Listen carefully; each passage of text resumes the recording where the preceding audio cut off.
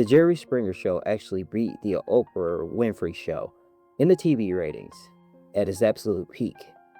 It sounds unbelievable now, but in the late 1990s, Jerry's brand of chaotic, chair-throwing television was the most watched daytime program in America. Millions of people would rush home, tune in, and immediately starting chanting those three famous letters. Jerry, Jerry, Jerry. Today, we're going to talk about that show here on the Disturbing 90s. Till next time, take care of yourself and each other. This video contains subject matter that may be graphic. Viewer discretion is advised.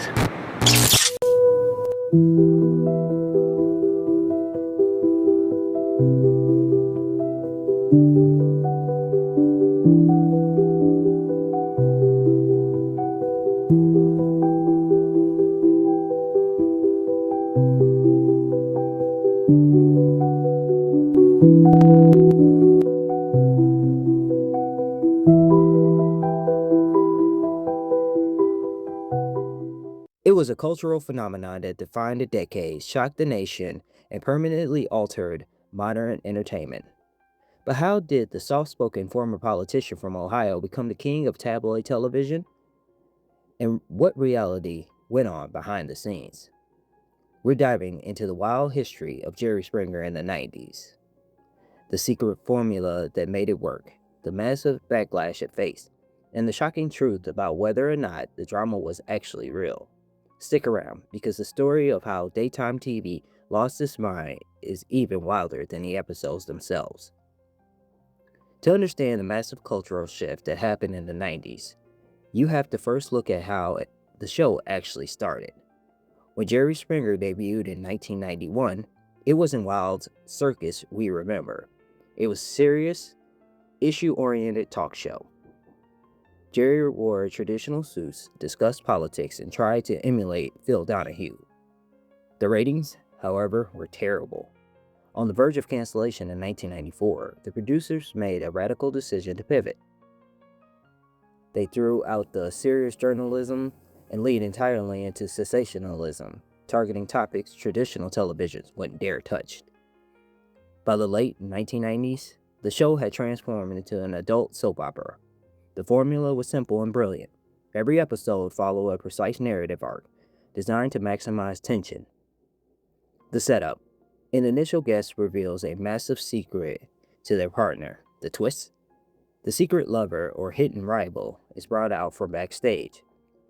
The explosion. Within seconds, the stage erupts into total chaos, complete with bleak profanities, pulled wigs, ripped shirts, and security guards rushing to tear people apart. The show quickly became a lightning rod for controversy. The politics critics regularly condemned it, labeling it absolute baseline trash TV. But the more critics complained, the more ratings soared. In the center of the storm, Jerry himself always acted as the calm anchor. He would just stand there a few feet away from flying chairs, holding the microphone, looking half amused and half concerned, letting the madness unfold around him. Was it real or fake? Inside the production machine, of course. The biggest question everyone asked was it real? The answer lies in the fascinating gray area. The guests, they were real people, and the conflicts were based on their actual lives.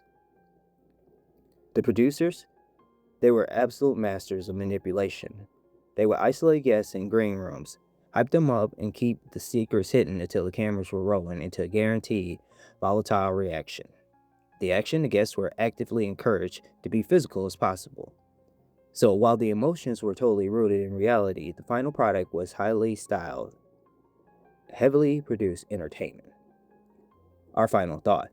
By the end of each episode, after the fighting stopped, the tone shifted dramatically and Jerry would sit down on a stool, look directly into the camera, and deliver his final thought. This was a brief, surprisingly eloquent monologue where he tried to final a moral lesson in the chaos, speaking about kindness and complexities of human relationship.